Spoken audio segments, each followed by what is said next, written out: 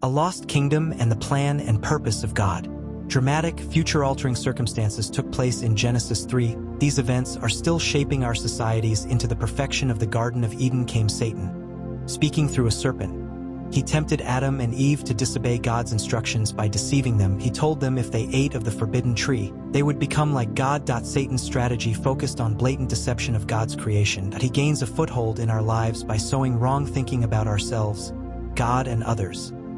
This was his way in tempting the first human beings to commit willful sin, and has continued to be his scheme ever since.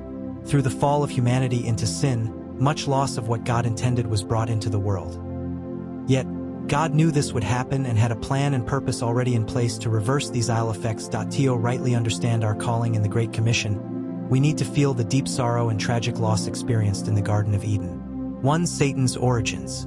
Scripture teaches that Satan was a created being with significant knowledge and understanding, Isaiah 14, Luke 10:18-19, Ezekiel 28, and others. Satan even stood up in God's presence yet rebelled against God in pride, with 1/3 of the angels in heaven following in his rebellion. Satan and these angels were thrown out of heaven.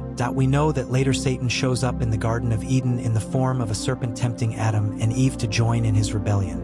Adam and Eve's sin released Satan's activity in the world in the form of rebellion against God. Through that event, Satan received authority as the prince of the power of the air. Jesus took his authority back through his death on the cross and resurrection. Satan is not the opposite of God. He is not an evil yet equal counterpart. As a being created by God, he is far from possessing the greatness God does. God all-knowing, present everywhere, and all-powerful. Satan is none of these. He cannot be everywhere at once, cannot know our thoughts, and does not possess all power. Please subscribe, like, and share. Jesus is coming soon.